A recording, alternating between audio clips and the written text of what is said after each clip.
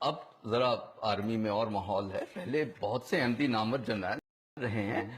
انہوں نے کہا کہ احمدی جہاد فی سبیل اللہ کے قائل نہیں، وہ غدار ہیں، نظریہ پاکستان کے خلاف ہیں. تو احمدی جنرلز کی جنگ کے دوران وہیں آزمائش ہوتی ہے، اسمبلی میں تو نہیں کسی کی عسکری صلاحیتوں کی آزمائش یہ ہوتی تو بیچارے کہیں میرا خیال لڑے بھی نہیں ہیں. یہ ٹھیک ہے، وہ کیپٹن پہ ریٹائر ہو گئے، پر کچھ تو آرمی کی ہسٹری کا پتہ ہوگا. میں حوالہ اس کے ساتھ بات کروں گا.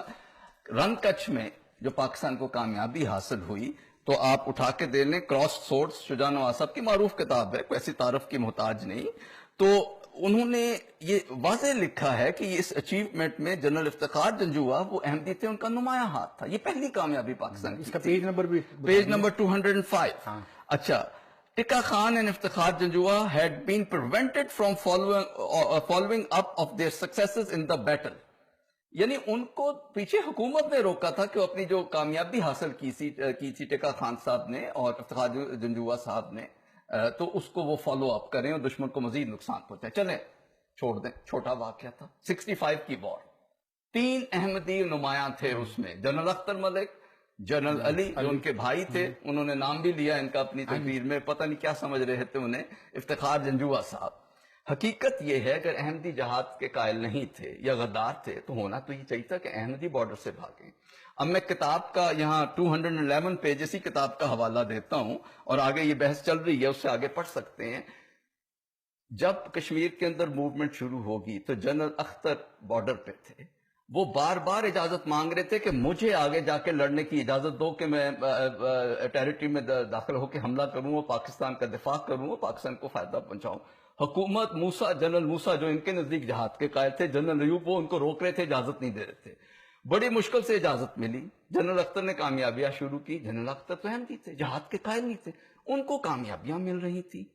تو انہوں نے ان کے بقول جہاد کے قائل نہیں تھے. یہ کہہ رہے ہیں، میں آپ کو اپنی طرف سے تو نہیں کہہ رہا. جنرل یحییٰ خان صاحب کو لگا دیا، جو ان کے مطابق مسلمان اور جہاد کے قائل تھے، وہ ذرا بھی آگے نہیں بڑھ سکے.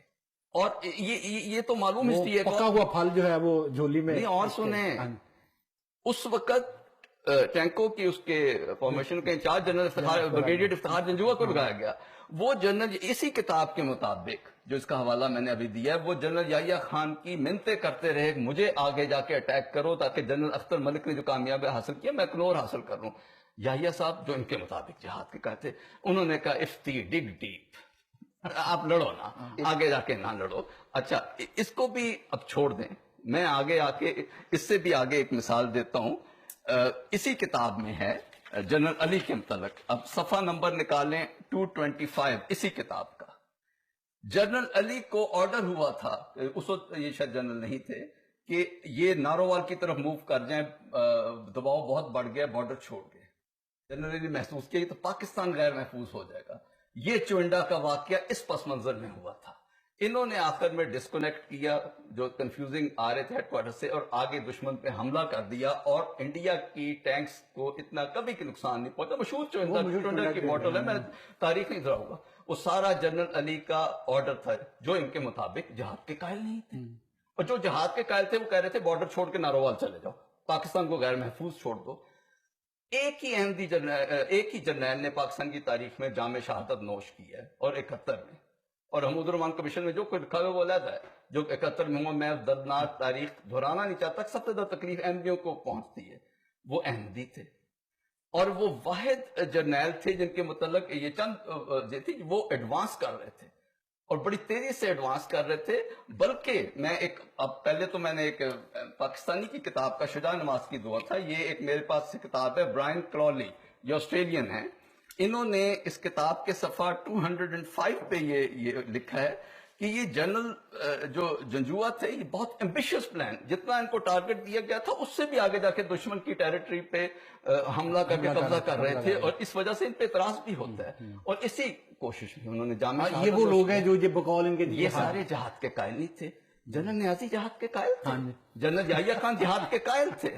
آپ کیا کہنا چاہ رہے ہیں کیپٹن صاحب؟ فزکس تو شاید انہیں نہ آتی ہو، لیکن ٹھیک ہے ترقی نہیں کی، پر آرمی میں شاید ملٹری اکیڈمی کا کورس تو پاس کیا۔ ATC تک ہی رہے ہیں وہ کوئی ایسا تو میرے خیال میں یہ کچھ تھوڑی ملٹری کی تاریخ پڑھ لی۔ ایک میں ایڈ کر دوں، جنرل افتخار جنجوعہ کے ایڈوانسمنٹ اس پس منظر میں اور زیادہ بڑی بن جاتی ہے کہ سارے فرنٹس پہ پاکستان کی فوج کو بری طرح شکست ہو رہی تھی اور انڈیا پوری طرح جنگ پہ حاوی تھا، ایک فرنٹ پہ صرف اور قوم ڈی مورلائز تھی، فوج ڈی مورلائز تھی۔ انہوں نے ان حالات میں دشمن کی ٹیریٹری میں انٹر ہوئے اور وہاں انڈیا کچھ اسی طرح 1971 کی جنگ میں جہاں جنرل علی تھے انہوں نے ہولڈ کیا، انڈیا نے بھی کاؤنٹر اٹیک کیا، کچھ قبضہ کیا، انہوں نے بھی انڈیا کے ایریا قبضہ کیا اور اسٹیل میٹ پہ آئے۔ جی تو اور انہی کتابوں میں لکھا ہے کہ جنرل جنجوعہ کی شہادت کے بعد وہاں کوئی ایڈوانس نہیں آیا، کیونکہ وہ لوگ آگے جو جہاد کے قائل تھے۔ کیا کریں جی، ان کے بقول یہی کہا جا سکتا ہے کہ ان عقل کے اندھوں کو الٹا نظر آتا ہے،